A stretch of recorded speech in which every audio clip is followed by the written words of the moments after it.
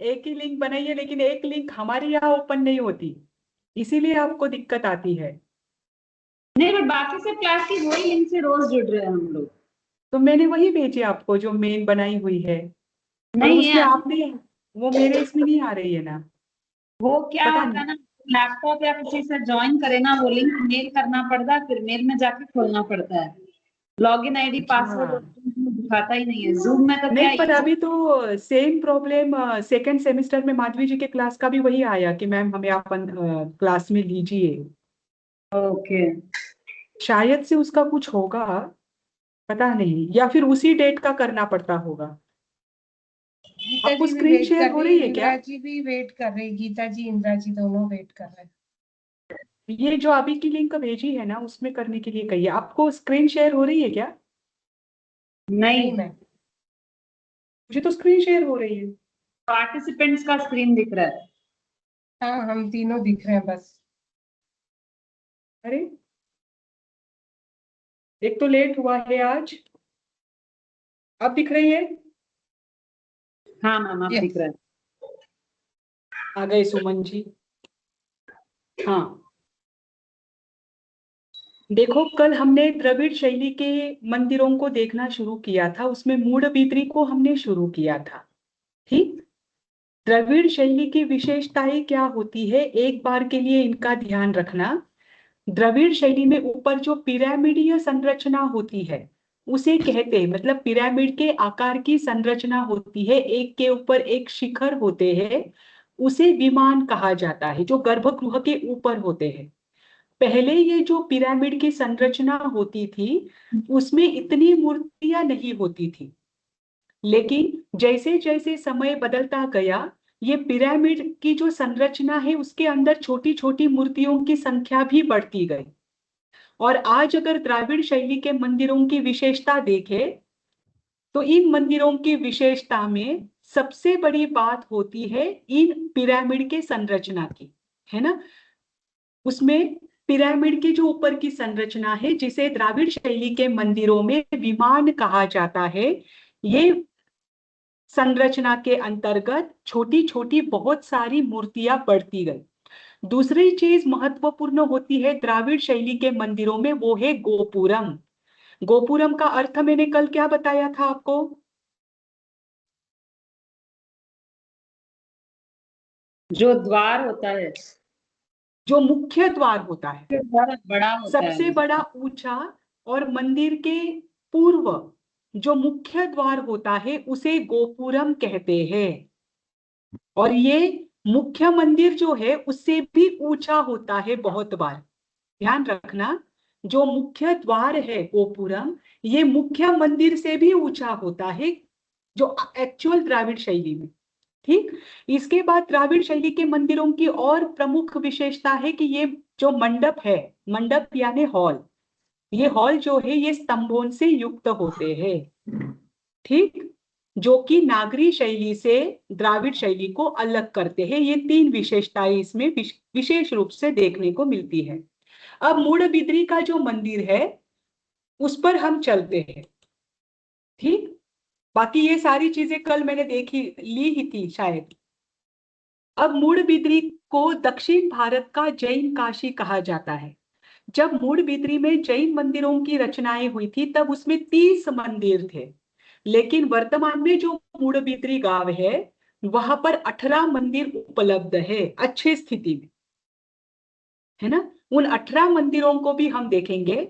इन मूडबिद्री के मंदिरों में जो प्रमुख विशेषताएं हैं उसे हम सबसे पहले देखते हैं, जिसमें सबसे पहला प्रमुख मंदिर जो है वो है त्रिभुवन तिलक चूड़ामणि मंदिर, जिसे स्थानीय भाषा में सावीर कंबदा बसदी कहा जाता है। सावीर कंबदा का अर्थ होता है 1000 स्तंभ, और बसदी यानी मंदिर। अब दक्षिण भारत के जो भी मंदिर देखोगे आपको हर जगह बसदी शब्द आएगा, तो बसदी का ध्यान रखना। बसदी यानी वसती, वसती यानी मंदिर। ठीक, तो ये सावीर कंबदा बसती जैसे नाम दिया है उसी के अनुरूप 1000 स्तंभ वाला है। इन 1000 स्तंभों की विशेषता ये है कि कोई भी स्तंभ एक दूसरे के समान नहीं है। जैसे कि आप इस पिक्चर में देख रहे हो, यहाँ पर सामने आपको दो स्तंभ दिखेंगे, ये स्तंभ की संरचना टोटल अलग है और इस स्तंभ की संरचना नक्काशी पूरी तरह से अलग है। ऐसे ही 1000 स्तंभ है जिसमें कोई भी स्तंभ एक दूसरे के समान नहीं है। सबकी रचना अलग है, उस पर कोरी हुई डिजाइन अलग है, उसकी जो नक्काशी है वो भी अलग है, चित्र आदि जो है ये प्रत्येक स्तंभ पर अलग अलग है। दूसरी बात, ये जो मंदिर है ये 3 मंजिला है। जब हम भारत के बाहर के मंदिरों की रचना को देखेंगे तो ज्यादातर नेपाल, तिब्बत, कंबोडिया, जापान और उसके आगे इंडोनेशिया होकर चाइना, यहाँ पर जो मंदिरों की शैली होती है ना, इन मंदिरों की शैली को पगोड़ा शैली कहते हैं।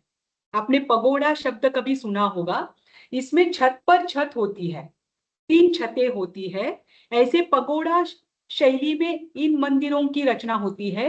मूडबिद्री का अगर आप ये प्रमुख मंदिर देखोगे तो इसमें द्राविड़ शैली के साथ पगोड़ा शैली भी देखने को मिलती है। एक मिनट, इसकी मैं एक इमेज आपको, हाँ ये देखो, आपको दिख रहा है ये, इसे ये ऊपर एक छत के ऊपर जो छत 3 होती है ना, उसे कहते हैं पगोड़ा शैली। ये भारत में नहीं पाई जाती है। ज्यादातर ये कौन से, चाइना, वियतनाम, कोरिया, श्रीलंका और नेपाल, तिब्बत, यहाँ के जो मंदिर है ना उसमें ये शैली पाई जाती है। पर ये शैली हमें और कहाँ देखने को मिलती है, मूडबिद्री के मंदिर में। ठीक, तो ये 3 मंजिला जो संरचना है, ये 3 मंजिला संरचना भी हमें मूडबिद्री में देखने को मिलती है। और इसकी विशेष बात ये है कि तीनों मंजिल में सबसे नीचे का मंजिल जो है वो पत्थर की है, लेकिन ऊपर के दोनों मंजिल जो है वो लकड़ी से बनी हुई। हालांकि पगोड़ा शैली के जो मंदिर होते हैं वे तीनों के तीनों लकड़ी से बने होते हैं ज्यादातर। अब ये जो इसकी मुख्य संरचना है, जो इसका मुख्य बेस है, ये तो द्राविड़ शैली का है। और द्राविड़ शैली में पत्थरों की विशेषता होती है, पत्थरों का इस्तेमाल अधिक से अधिक किया जाता है। तो इसका बेस द्राविड़ शैली का है, लेकिन इसके मंदिर के ऊपर जो छतें मिलती है या मंजिल मिलती है, वो ऊपर की दोनों मंजिलें किसकी है, लकड़ी की बनी हुई है, जो कि नेपाल और हिमालय के मंदिरों की संरचना की याद दिलाती है। ये उन्होंने लकड़ी की क्यों बनाई और ऊपर 2 मंजिलें क्यों बनाई, तो उसके लिए दिया है कि भारी बारिश होती है तब उनसे बचाव के लिए ऐसी मंजिलें बनाई जाती है। इसीलिए पगोड़ा शैली के मंदिर ज्यादातर जो ठंडे प्रदेश है, जो पोलार रीजन या जहां पर साल भर बारिश होती है या बर्फ की बारिश होती है, ऐसी जगह पर पगोड़ा शैली के मंदिर अधिकतर पाए जाते हैं, है ना। ठीक, अब इसमें ये जो मंदिर है त्रिभुवन तिलक चूड़ामणि मंदिर, इसके मूल नायक प्रतिमा यहाँ की है, वह है भगवान चंद्र प्रभु की। 8वें तीर्थंकर जो है उनकी 8वें तीर्थंकर है, इसीलिए 8 फीट ऊंची ही पंच धातु की प्रतिमा वहां पर विराजित की है। यहाँ पर आपको एक बात और आएगी, शायद मैंने आगे वो पॉइंट ऐड किया होगा कि इन्होंने इन चीजों का ध्यान रखा है। जैसे 18 मंदिर है तो वहां पर 18 झील रहेगी, 18 ही सारे जो मंडप आदि है वो रहेंगे, उन चीजों का उन्होंने बहुत ध्यान रखा है। ये आपको आगे आएगा। इसके बाद इस मंदिर के बाहर एक मान स्तंभ है। मान स्तंभ कैसा होता है, आपने कभी देखा है? नहीं मैम। दिगंबर परंपरा के जो प्राचीन मंदिर है अभी भी है, पर दिगंबर परंपरा के मंदिरों के सामने मान स्तंभ आपको बहुत बार देखने को मिलेगा। अगर आप श्रवण बेलगोला गए हैं तो आपको वहां भी ध्यान में आएगा। एक मिनट, ये देखो, इस इमेज में है मान स्तंभ, ये मान स्तंभ होता है, ये मंदिर के सामने होता है। इसकी विशेषता क्या होती है, यहाँ पर ऊपर चारों ओर से तीर्थंकर की प्रतिमा होती है।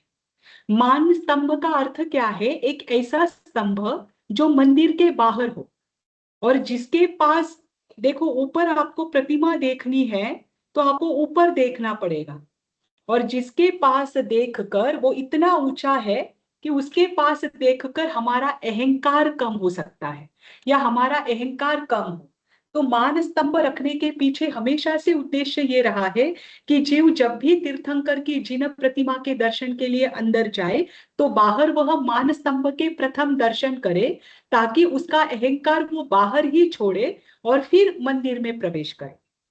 इसीलिए इसे मान स्तंभ भी कहते हैं। ठीक, तो ये मान स्तंभ जो है ये दिगंबर परंपरा के मंदिरों में अधिकतर बाहर पाए जाते हैं। आप जब भी दिगंबर परंपरा के मंदिर देखोगे आपको बाहर पहले मान स्तंभ ही मिलेगा। जब आप श्रवण बेलगोला जाओगे या इधर के कोई भी प्राचीन दिगंबर दिगंबर मंदिर है, हर जगह मान स्तंभ है।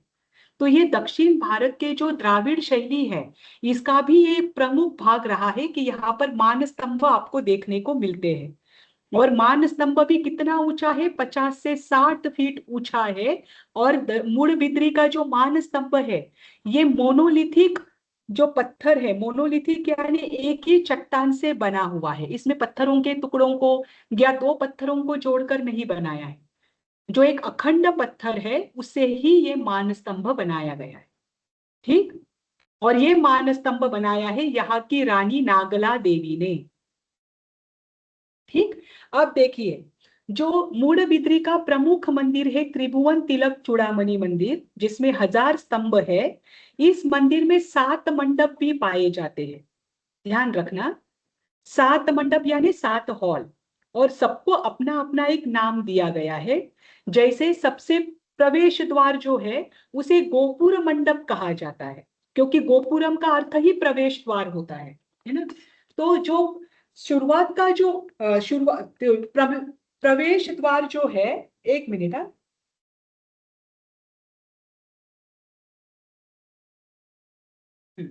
जो प्रवेश द्वार है, प्रवेश द्वार के आगे का जो स्थान है, मंदिर तक जाने का जो स्थान है, उसे गोपुर मंडप कहा जाता है।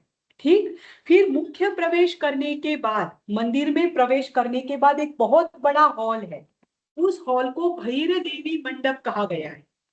ठीक, फिर उसके बाद एक और ऐसा हॉल है जहां पर विविध प्रकार की चित्रकारी और नक्काशी, जैसे मैंने बताया था कि ज्यादातर जैन तीर्थंकरों के जो मंदिर होते हैं उन मंदिरों में हॉल पर जब नक्काशी की जाती है तो उनके जीवन के प्रसंगों को या उस समय की कुछ घटनाएं घटित हुई हो या उस स्थान से संबंधित कोई घटनाएं अगर घटित हुई है तो उनके वहां पर प्रसंग चित्रित किए जाते हैं। इसके अलावा जो प्रतीक है, जैन प्रतीक है, जैसे तीर्थंकर के अष्ट महाप्रतिहार्य है, तीर्थंकर की माता के स्वप्न आदि है, इनका भी चित्रण उन मंदिरों की भित्तियों पर किया जाता है।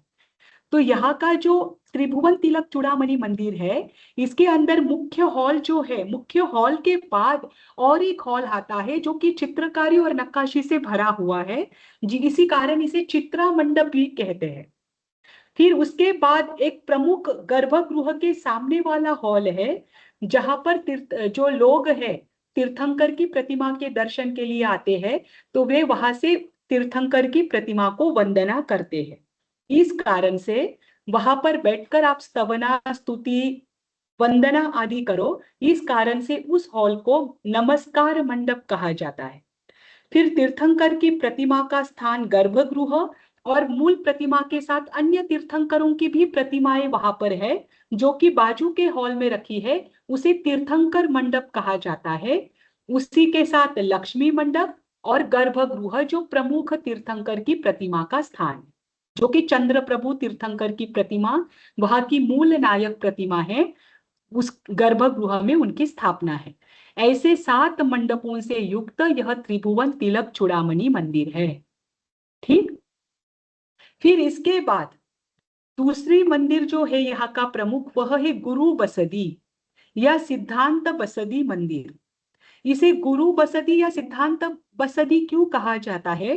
क्योंकि दिगंबर परंपरा के प्रमुख ग्रंथ है धवला, जय धवला और महाधवला, इनकी ओरिजिनल मैन्युस्क्रिप्ट्स यहाँ पर अभी भी उपलब्ध या यहाँ पर सुरक्षित रखी हुई है। ओरिजिनल, ध्यान रखना, 8वीं शताब्दी में आचार्य वीरसेन ने धवला टीका लिखी थी और उसके बाद उन्हीं के शिष्य ने जयधवला और महाधवला लिखा था, जो कि षटखंडागम पर लिखी गई टीका थी। षटखंडागम आपने सुना है? षटखंडागम यह दिगंबर परंपरा का प्रमुख ग्रंथ है। इस पर लिखी हुई टीका है धवला और जयधवला, जो कि 8वीं शताब्दी में लिखी गई है। और वो जो टीकाएं है ये मूडबिद्री में ही लिखी गई थी, हड़े कन्नड़ा में लिखी थी। हड़े कन्नड़ा कौन सी लैंग्वेज है? प्राचीन कन्नड़ा है ना? हाँ, प्राचीन जो प्राचीन कन्नड़ा है उसे हड़े कन्नड़ा कहा जाता है। तो मुख्य तो इसकी भाषा शौरसेनी प्राकृत ही है, लेकिन लिपि हड़े कन्नड़ा की वहां पर इस्तेमाल की गई है। तो ये जो टीका है ये जिस आचार्य ने लिखी थी वो मैन्युस्क्रिप्ट आज भी इस मंदिर में सुरक्षित है। ठीक। और वो मंदिर इस कारण से सिद्धांत बसदी के नाम से भी जाना जाता है, क्योंकि सिद्धांत को सुरक्षित रखने वाला यह मंदिर, इस अपेक्षा से उसका नाम सिद्धांत बसदी है। हालांकि गुरु बसदी इस मंदिर में मूल नायक भगवान पार्श्वनाथ है। यह पार्श्वनाथ का मंदिर है, परंतु ये तीनों भी मैन्युस्क्रिप्ट वहां पर रहने के कारण इसे सिद्धांत बसदी कहा जाता है। इसके अलावा अन्य और भी बसतियां वहां पर है। जैसे कि मैंने आपको कहा था कि अभी वहां पर 18 मंदिरों का समूह है। तो मूडबिद्री विशेष रूप से और विख्यात है 18 मंदिर, 18 झीलें, झीलें यानी जलाशय, 18 मार्ग और 18 परिवार। इनके कारण 18 ही परिवार थे, इनके कारण यह नगर समृद्ध बना। इस कारण से भी मूडबिद्री प्रसिद्ध रहा है। ठीक।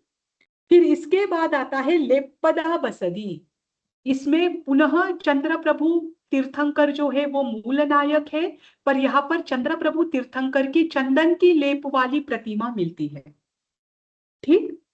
फिर आता है अम्मनवर बसदी, जहां पर भगवान शांतिनाथ की प्रतिमा मूल रूप में है। लेकिन इस बसदी की विशेषता यह है कि यहाँ पर वानव्यंतर देवी सरस्वती और 23वें तीर्थंकर की यक्षिनी पद्मावती, इन दोनों की भी मूर्तियां है।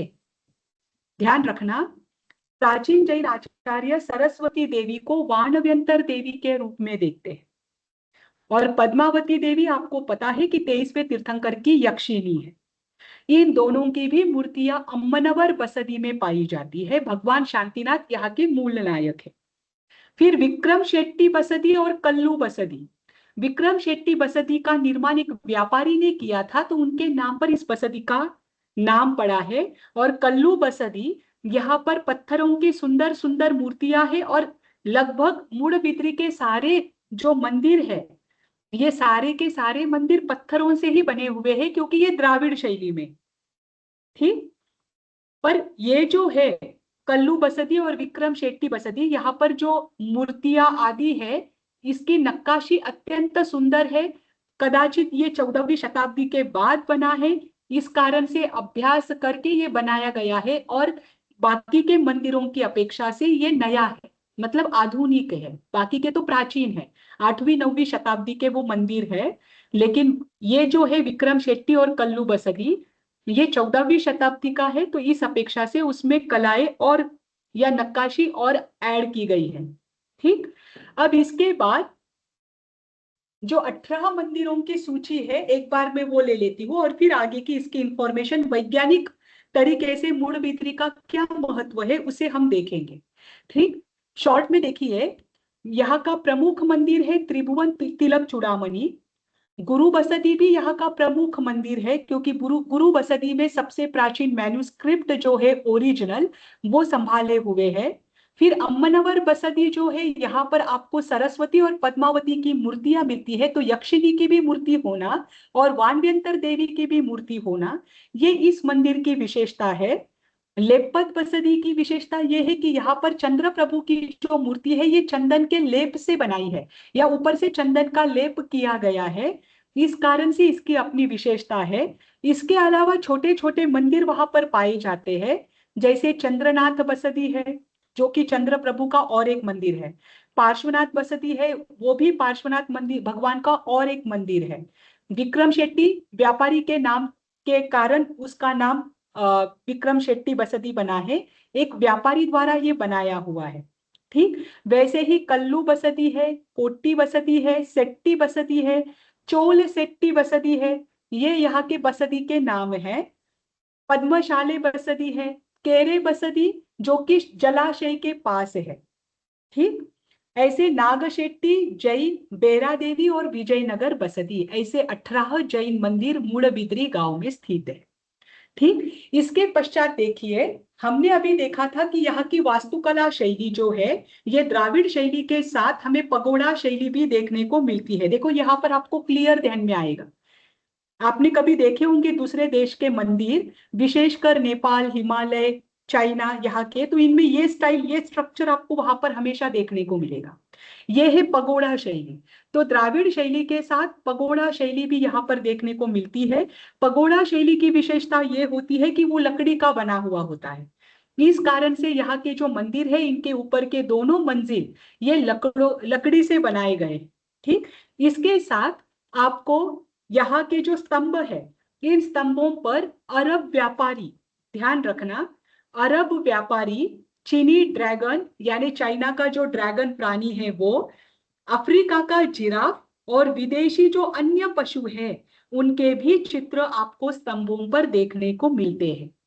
ये आपको क्या बताता है कि जिस समय इन स्तंभों का, इस मंदिर का निर्माण किया, उस समय के जो व्यापारी है, लोग है, शिल्पकार है, उनको इन सारी चीजों की जानकारी थी, है ना। जानकारी क्यों थी? क्योंकि उनका यहाँ पर आवागमन था। ठीक, इसके अलावा इसमें पत्थर के साथ ग्रेनाइट का भी उपयोग किया गया है अधिक मात्रा में, जो कि लगभग 13वीं शताब्दी के बाद से उसका उपयोग बढ़ गया। लेकिन ओरिजिनली 8वीं शताब्दी में जब मंदिर बना था तब तो वो पत्थर का ही बना था। ठीक, अब मान स्तंभ को लेकर देखिए, मान स्तंभ कौन सा है इस पिक्चर में बताइए? जो सबसे आगे है कान के पास में। आगे। हाँ, मतलब मान स्तंभ आपको ध्यान में आया, ये मान स्तंभ है ना। हाँ, मान स्तंभ जो है ये 50 से 60 फीट ऊंचा है। इसके भीतर जो ऊपर है ना, हर मान स्तंभ में ध्यान रखना, हर मान स्तंभ में ऊपर, यहाँ पर तो उन्होंने मंदिर के जैसा स्ट्रक्चर बनाया है, होता मंदिर जैसा ही है, लेकिन चारों ओर से प्रतिमा होती है। तो यहाँ पर अंदर से जो प्रतिमा है, चारों ओर से जो प्रतिमा होती है उसे क्या कहा जाता है? चतुर्मुखी। और चतुर्मुखी, और आपने बताया था परसों। सर्वतोभद्र, ध्यान रखना, सर्वतोभद्र, क्योंकि आप जब ये चीजों को पढ़ेंगे तब सर्वतोभद्र, पंचतीर्थी, चतुर्मुखी, मान स्तंभ, ये जो शब्द है, विशेष शब्द, इनका अर्थ क्या होता है ये आपको याद रहे। जो चारों ओर से दिखे उसे सर्वतोभद्र कहते हैं, चारों ओर से सेव तीर्थंकर की प्रतिमा। तो आप किसी भी दिशा से आओ आपको तीर्थंकर दिखेंगे, और उसे ही चतुर्मुखी भी कहा जाता है। तो मान स्तंभ में हमेशा सर्वतोभद्र प्रतिमा होती है, जो चारों ओर से क्या कर सकते हैं, आप उसके दर्शन कर सकते हैं। ठीक, इसके बाद देखिए, ये देखो आपको पंचधातु की मूर्ति दिख रही है, ये पंचधातु की मूर्ति है। पंचधातु में कौन कौन से 5 धातुओं का इस्तेमाल होता है? सोना, चांदी, तांबा, तांबा, कांसा और पीतल। हाँ, पीतल नहीं, पीतल और क्या है, जब पीतल की प्रतिमा होती है ना तब उसमें पीतल होता है, कभी कभी जस्त धातु भी होता है इसमें, जिंक जिसे कहते हैं, अच्छा, हाँ। क्योंकि लंबे समय तक टिके। तो कांस्य का प्रयोग नहीं किया जाता, तब जस्त धातु का प्रयोग किया जाता है, ध्यान रखना, ताकि वो लंबी समय तक रहे। ठीक, अब जो मूडबिद्री है, इसके जो स्तंभ है, इन स्तंभों को लेकर देखिए, यहाँ के 1000 स्तंभों पर केवल तीर्थंकर की ही प्रतिमा नहीं बल्कि अलग अलग आकृतियां पाई जाती है, जो कि मैंने अभी आपको पीछे बताया कि विदेशी व्यापारी, चीनी ड्रैगन, है ना, जिराफ आदि पशुओं के, अरबी घोड़े, इनके भी यहाँ पर नक्काशी देखने को मिलती है। इन स्तंभों पर एक प्रकार की और नक्काशी पाई जाती है जिसे गोमुद्रिका नक्काशी कहते हैं। ध्यान रखना, गोमुद्रिका का अर्थ क्या होता है कि नक्काशी आप उस पत्थर पर ऐसी करते हैं कि नक्काशी होने के बाद वो पत्थर आपको लकड़ी जैसा दिखता है। ध्यान रखना, उस पत्थर पर इतनी सूक्ष्म नक्काशी की जाती है कि जब आप उस पत्थर को बाद में देखें तो वो पत्थर आपको कैसा नजर आएगा, लकड़ी के समान। तो यहाँ के जो कुछ स्तंभ है उन पर गोमुद्रिका नक्काशी का भी प्रयोग किया गया है, जिसके कारण से वह स्तंभ आपको कभी लकड़ी का या कभी धातु का प्रतीत होता है। ये होती है गोमुद्रिका नक्काशी। इतने छोटे छोटे छिद्र आदि का उसमें उपयोग किया जाता है। दूसरी बात होती है गोमुद्रिका नक्काशी की कि इसमें छिद्र इतने होते हैं कि इस कारण से बाहर का प्रकाश अंदर तक जाता है, स्तंभ के अंदर तक, और उसकी वजह से वो नक्काशी जो है वो और स्पष्ट रूप से आपको दिखाई देती है। देखो, गोमुद्रिका नक्काशी का अर्थ क्या है पहले वो समझिए। इसमें दो प्रमुख बातें हैं कि पत्थरों पर इतनी सूक्ष्म नक्काशी होती है कि जब वो नक्काशी पूरी हो जाए तो आपको ऐसा प्रतीत होता है कि ये पत्थर नहीं, ये लकड़ी या फिर ये धातु है। जब आप उसे हाथ लगाते हो तब आपको ये क्लियर होता है कि नहीं, ये तो पत्थर है। दूसरी चीज, इसमें इतने छोटे छोटे छेद होते हैं नक्काशी के अंतर्गत, जिसकी वजह से बाहर का प्रकाश स्तंभ के अंदर तक जाता है, और स्तंभ के अंदर प्रकाश जाने की वजह से वही प्रकाश वापस जब बाहर आता है तो वो सूक्ष्म नक्काशी स्पष्ट रूप से आप देख पाते हो, उसका प्रकाश उस नक्काशी पर पड़ता है ना। तो वो नक्काशी आपको स्पष्ट रूप से दिखती है। ये उन शिल्पकारों, जाली बना रहता है क्या, जाली टाइप रहती है? हाँ, जाली टाइप डिजाइन, पर जाली नहीं होती। जाली मतलब पूरी स्पेशली प्रकाश के लिए ही बनाई जाती है। ये नक्काशी में छिद्र बनाए जाते हैं ताकि आपको नक्काशी दिखे। जैसे ये देखो, ये धातु की प्रतिमा है ना, तो इस नक्काशी में भी आपको क्या क्या देखा, यहाँ पर छिद्र छिद्र दिखेंगे, है ना। है तो वो नक्काशी, जाली नहीं है। जैसे यहाँ नक्काशी है, इसमें आपको कहीं ना कहीं छोटे छिद्र रहेंगे या खुली जगह रहेगी, इसकी वजह से प्रकाश आर पार जाता है तो वो नक्काशी जो है वो स्पष्ट रूप से दिखाई देती है। हालांकि ये तो धातु की प्रतिमा है, ये हम बात कर रहे हैं स्तंभों की, है ना। पत्थर में भी इतनी बारीक नक्काशी हो सकती है, ये शिल्पकारों की विशेषता है। तो ऐसी जो पद्धति होती है उसे गोमुद्रिका नक्काशी पद्धति कहते हैं। ठीक। तीसरी बात, यहाँ की कांस्य और धातु की कला। जैसे हमने देखा यहाँ पर पंच धातु की मूर्ति है। मूल नायक जो है यहाँ के चंद्र प्रभु जी, उनकी प्रतिमा भी पंच धातु की है। तो पंच धातु मतलब धातु की कला, उन धातुओं में भी सूक्ष्म नक्काशी आदि आपको देखने को मिलती है। मतलब मूडबिद्री एक ऐसा मंदिर है जहां पर आपको पत्थरों पर भी नक्काशी देखने को मिलेगी, लकड़ी पर भी नक्काशी है। जब दूसरे और तीसरे मंजिला पर आप जाते हो तो वहां पर लकड़ी के है ना, तो लकड़ी पर भी नक्काशी है और धातुओं पर भी नक्काशी सूक्ष्म रूप से दिखाई गई है। ठीक। और ये देखो, ये 8वीं शताब्दी की प्रतिमा है, लेकिन उसकी आज भी पॉलिश देखते हैं तो ऐसा लगता है ये आज बनाई गई है।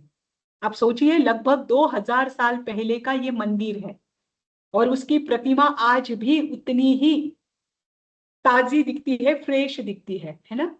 अब देखो, ये है, ये स्तंभ है। स्तंभों पर जो अलग अलग नक्काशी आपको देखने को मिल रही है, ये एक स्तंभ का फोटो है जो आपको दिया है। इसमें आपको नर्तकियां, संगीतकार, कुछ बैठे हुए लोग जो अलग अलग कलाएं दिखा, मतलब अलग अलग कलाओं का यहाँ पर वर्णन किया है। किसके हाथ में कुछ चीजें हैं, ये अलग अलग चीजें अलग अलग जगह पर यक्ष यक्षिणी विशेष रूप से वाद्य यंत्रों के साथ दिखाए गए हैं। इससे क्या स्पष्ट होता है कि उस समय इतने सारे वाद्य यंत्रों को लोग जानते थे और उनका उपयोग भी करते थे। हमें तो आज पता भी नहीं है कि उस समय वे कौन कौन से वाद्य यंत्रों का उपयोग करते थे। तो यक्ष यक्षिणी जो दिखाए हैं वो वाद्य यंत्रों के साथ दिखाए हैं कुछ कुछ स्तंभों पर। ठीक। यहाँ पर विद्वानों का और जो पुरातत्वविद है उनका ये कहना है कि ये स्तंभों की रचना जो की है, हालांकि स्तंभों के कारण हमें वो भूल भुलैया जैसा प्रतीत होता है क्योंकि 1000 स्तंभ है, पर उनका ये कहना है कि ये गणितीय संरचना के आधार पर बनाया गया है। भले ही उसका अभी तक डिटेल स्टडी नहीं हुआ है, लेकिन उनका ये कहना है कि ये गणितीय गणना पर आधारित है, उसी पर आधार करके इन स्तंभों की रचना की है और उन स्तंभों का स्थान निर्धारित किया है। ठीक, अब उस पर और डिटेल स्टडी होना बाकी है। अब इसके आगे देखिए, आपको यहां पर दिख रहा है या नहीं पता नहीं, कि जैसे चाइनीज ड्रैगन वगैरह है, उनके भी जो नक्काशी आदि है वो यहाँ पर बनाई है। स्तंभ के भीतर भी अलग अलग स्तंभ बनाए गए हैं। उसमें कुछ ऐसे हैं जो दूसरे देश के व्यापारी हैं, उनके भी चित्र है, जैसे उनको ऊपर से उन्होंने कैप पहनी है, दाढ़ी लंबी है, जो कि भारतीय परंपरा नहीं थी, उनके कपड़े आदि जो है, तो उसे देखकर वे अरब के व्यापारी है ऐसा माना जाता है। ठीक, अब ये मान स्तंभ देखिए, पगड़ी उन्होंने पहनी है, कैप मैंने कहा था। अभी ये मान स्तंभ देखिए, मान स्तंभ पर भी नक्काशी की है ना, अलग अलग नक्काशी चारों ओर से की गई है, जो कि दूर से देखते हैं तब ध्यान में नहीं आता है, पर जब नजदीक से देखो तो ये नक्काशी और क्लियर होती है। फिर भी इसमें आपको खाली जगह मिलेगी, लेकिन यहाँ खाली जगह नहीं है। जब आप वहां जाकर स्पष्ट रूप से देखोगे तो आपको ये नक्काशियां देखने को मिलती है। ठीक,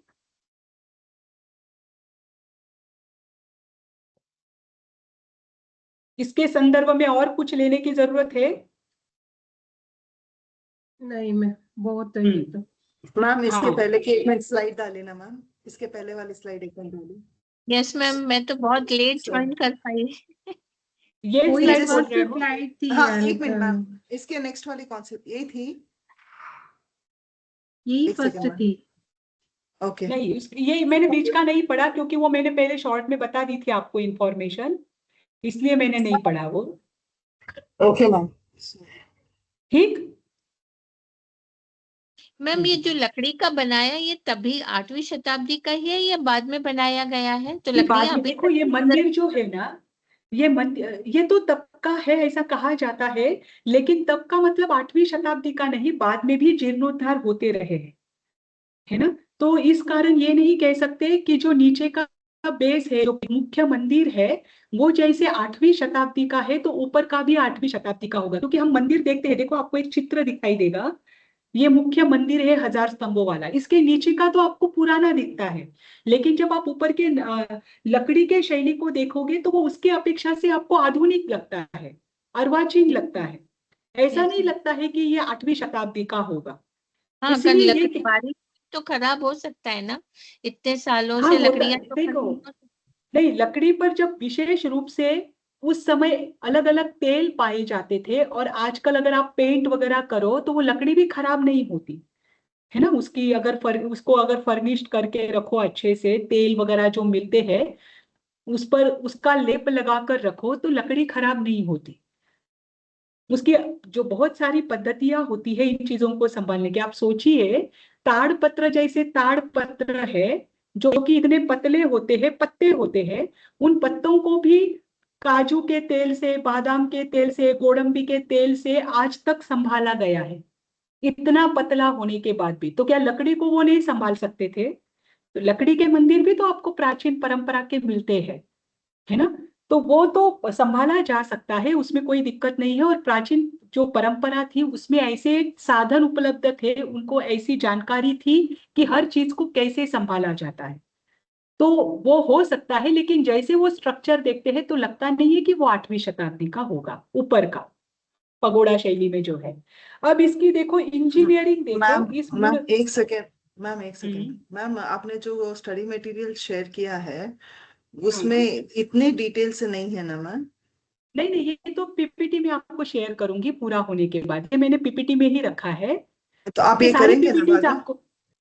जी, ठीक है मैम, ठीक है। पीपीटी, सारी पीपीटीज मैं आपको शेयर करूंगी एक बार पूरी हो जाए तो। इसमें आगे के भी विषय है ना, इसीलिए मैंने पहले शेयर नहीं किया। Done ma'am, thank you ma'am. ठीक, अभी देखो उस समय की, इस मंदिरों को देखने के बाद आपको उस समय की इंजीनियरिंग ध्यान में आएगी। इनको हम शॉर्ट में देखेंगे, इसका बहुत डीप में नहीं देखेंगे। ये विजयनगर के काल की मंदिर है। आपको पता है कि द्राविड़ शैली के जो मंदिर है ये चोला शैली के मंदिरों के नाम से भी जाने जाते हैं। चोला जो राजा थे या डायनेस्टी था, उनकी ये विशेष शैली रही हुई है ना। अब विजयनगर के काल में भी जब ये मंदिर जोड़े मंदिरों का निर्माण किया गया, तो इसमें दो पत्थरों को जोड़ने के लिए किसी भी प्रकार के गारे का या सीमेंट का उपयोग नहीं किया गया। इन दो पत्थरों को बस इंटरलॉकिंग सिस्टम से या ग्रेविटी रिटर्निंग सिस्टम से उनको जोड़ा गया है। मतलब एक दूसरे के साथ एक पत्थर को सीधा और उसमें दूसरे पत्थर को टेढ़ा। जब एक पत्थर सीधा और दूसरा टेढ़ा होता है या उसकी जोड़ने की जो डिजाइन है उसका एंगल जो है वो अलग एंगल से जोड़ा जाता है, तो वो लंबे समय तक रह सकते हैं। उसे पत्थरों के जो सिरे हैं जिसको जोड़ने की पद्धति है उसे नर और मादा की तरह बताया जाता है कि जैसे नर और मादा क्या होते हैं, एक दूसरे से अटैच रहते हैं संसार में, वैसे ही इसमें कहा जाता है। ठीक, तो इंटरलॉकिंग और ग्रेविटी रिटर्निंग की जो तकनीक है उस तकनीक का इन मंदिरों के लिए उपयोग किया गया है। इस कारण से पत्थर के अलावा किसी भी प्रकार के गारे का, पहले सीमेंट के पहले गारा का इस्तेमाल होता था, जो कि पत्थरों को और स्ट्रॉन्ग रखने के लिए उपयोग में लिए जाते थे। सीमेंट तो मेरे हिसाब से 13वीं 14वीं शताब्दी के बाद सीमेंट का उपयोग किया जाने लगा, लेकिन उसमें किसी भी प्रकार का सीमेंट और गारा आपको देखने को नहीं मिलेगा, मात्र और मात्र पत्थर ही है। इस कारण से आप इन मंदिरों में जाओगे तो गर्मी के दिनों में आपको ठंडक की अनुभूति होगी और ठंडी के दिनों में आपको गर्मी की अनुभूति होगी, क्योंकि मात्र वे पत्थर ही है। ठीक, दूसरी बात, यहाँ के जो खांचे हैं, इन खांचों मतलब जैसे मैंने आपको कहा कि जो पत्थर के सिरे हैं उनको नर और मादा के खांचों के समान बनाकर एक दूसरे में इंटरलॉक किया जाता है। उन पत्थरों को एक दूसरे में एडजस्ट किया जाता है जिसके कारण वे अच्छी तरह से फिट हो जाए और बहुत सालों तक, सैकड़ों हजारों सालों तक ये टिके रहे। क्योंकि 2000 साल से अगर ये मंदिर टिका हुआ है मात्र पत्थरों के आधार पर, तो उन्होंने कैसी वहां पर तकनीक का इस्तेमाल किया होगा आप सोच सकते हैं। फिर भार का संतुलन, अभी आपने देखा कि जो त्रिभुवन तिलक मंदिर है वो 1000 स्तंभ वाला है और पत्थरों का वजन अधिक होता है। तो उन्होंने क्या किया है कि ये जो भारी पत्थर है, ये 1000 स्तंभ जो है, इन 1000 स्तंभों को क्या किया है, छत के साथ ऐसे जोड़ा है कि उसका अपने आप उस छत का भार और उन पत्थरों का भार नीचे की ओर जाए।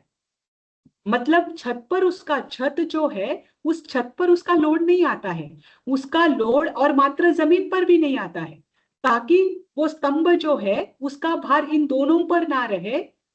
इस अपेक्षा से उनको स्थानांतरित और उस अपेक्षा से उनको वहां पर खड़ा किया है। यह है उनके भार का संतुलन का सिद्धांत, जो गुरुत्वाकर्षण को भी उपयोग में लिया है, जिसके आधार से छत भी टिकी रहे और नीचे की जमीन भी टिकी रहे।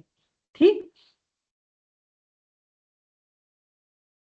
इसके अलावा 3 प्रकार के रत्न जो है इन प्रतिमाओं में देखने को मिलते हैं। एक है क्रिस्टल यानी स्फटिक, पन्ना और नीलम। ये 3 प्रकार के रत्नों भी मूर्तियों के, प्रतिमाओं के निर्माण में इसका प्रयोग किया गया है। क्यों किया गया है? क्योंकि ये तीनों भी रत्न क्या करते हैं, रात के समय में रोशनी देते हैं।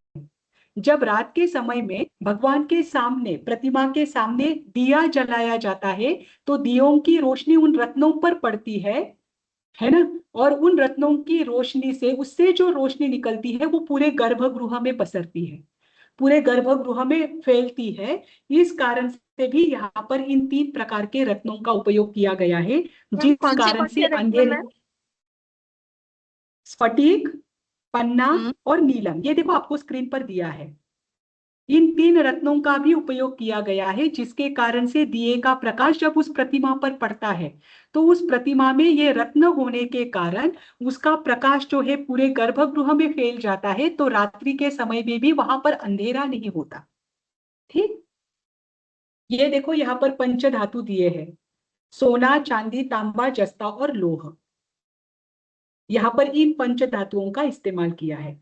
हालांकि लोहे का इस्तेमाल ज्यादातर नहीं करते हैं तीर्थंकर की प्रतिमा में, जैसे मैंने पीछे आपको बताया था कि लोहे का प्रयोग नहीं किया, लोहा और शीशा, इन दो धातुओं का प्रयोग नहीं किया जाता है, लेकिन यहाँ पर अल्प प्रमाण में चंद्र प्रभु की जो प्रतिमा है उसमें लोहे का उपयोग किया गया है। Any लेकिन reason to not do? Any reason to not do? लोहे को सबसे अधम धातु के रूप में जाना जाता है ना। धातु में लोहा जो है ये सबसे अधम है, क्योंकि ये लोहा जो है, लोहा जंग को बढ़ाता है Okay, rust. Okay. है ना। हाँ बराबर, रस्ट।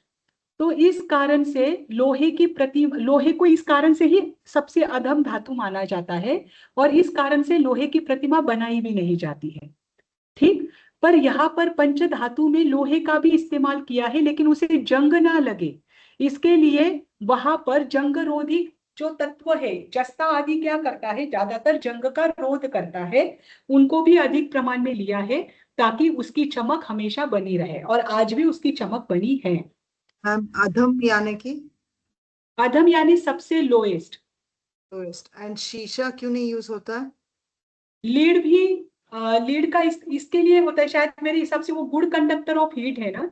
लीड टूट जाता है ना, वो जल्दी ब्रेक टूट भी जाता है, Brittle वो होता है तो ना? उसमें हाँ वो ब्रिटल होता Okay. है, वो तो टिकता भी नहीं। वैसे तो हर एक धातु तो थोड़ा सा झुकता ही है, पर इसके साथ शीशा जो है वो मेरे हिसाब से गुड कंडक्टर ऑफ हीट है, हीट एंड इलेक्ट्रिसिटी।